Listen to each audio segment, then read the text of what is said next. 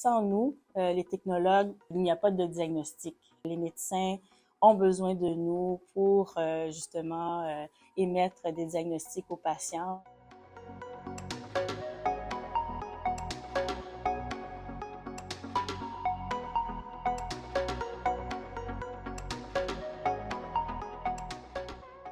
C'est de l'imagerie médicale basée sur des injections d'un produit qui est légèrement radioactif, mais qui n'a pas d'effet, qui nous permet de faire des photos au niveau plus biologique de l'organe. Les gens peuvent avoir peur du mot nucléaire, mais que c'est très sécuritaire, c'est utilisé vraiment de façon diagnostique. Le mot nucléaire n'est pas un signe de danger, c'est plus un signe de progrès, d'évolution, puis de technologie. Une machine d'échographie. Donc, c'est un appareil qui émet des ultrasons. C'est pas invasif. Je prends des images, des vidéos pour essayer de mettre en lumière la raison pour laquelle le patient est en douleur. C'est vraiment ancré. L'échographie est associée à l'échographie obstétrique, aux femmes enceintes. Puis oui, c'est vrai, c'est une grosse partie de l'échographie, mais c'est tellement plus vaste que ça. Il y a l'échographie cardiaque, il y a du vasculaire, donc on regarde les vaisseaux sanguins, le ventre, le pelvien, la thyroïde. Il y a toutes sortes de possibilités. L'électrophysiologie médicale, c'est une profession polyvalente, diversifiée. En cardiologie, nous avons l'électrocardiogramme qui vérifie l'électricité du cœur, ainsi que le tapis roulant à l'épreuve de l'effort. En neurologie, nous avons l'électroencéphalogramme, l'électromyogramme en neuromusculaire, où on vérifie l'intégrité des nerfs. La radiologie ou l'imagerie médicale, c'est très vaste. C'est tout ce qui est imagerie. Fait qu'on parle de la radiologie générale, des rayons X. On parle du scan, la résonance magnétique. Ça enveloppe aussi la mammographie. Moi, j'aime ce domaine-là parce que je trouve que la santé des femmes, c'est vraiment important. Il y en a vraiment beaucoup du cancer du sein, mais parce qu'on fait beaucoup plus de dépistage.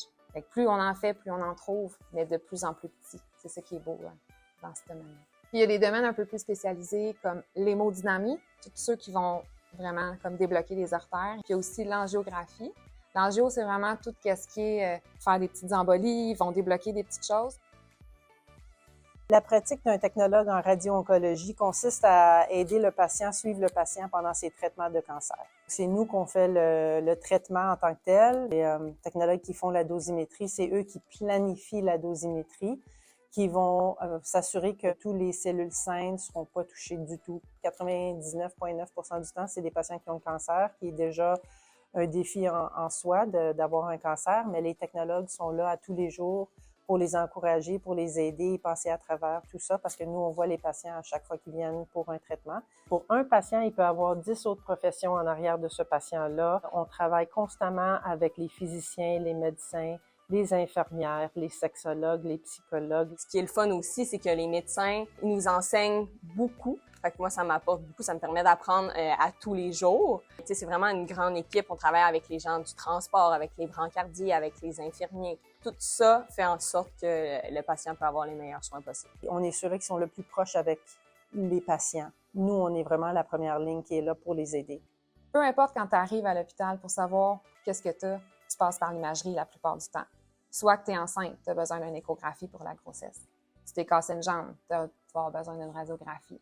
Tu as mal au ventre, ils vont te scanner, ils vont faire un scan du ventre. L'imagerie, c'est vraiment la base de tout traitement, que ce soit pour traiter un cancer ou tout simplement une infection. Souvent, ça prend de l'imagerie médicale, on est vraiment important.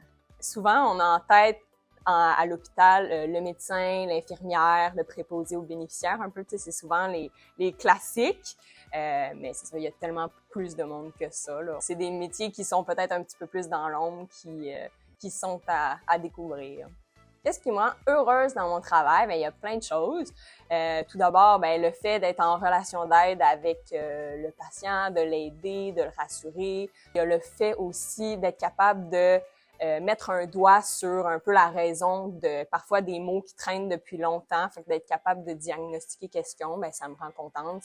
Ça valorise mon emploi. Ça m'amène une satisfaction. Le fait de toucher un petit peu à tout, puis le fait que chaque journée est différente.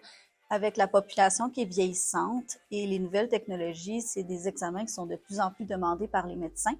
Alors, on a besoin aussi d'une relève pour donner des soins de qualité aux patients. La technologie, elle va vite, vite, vite.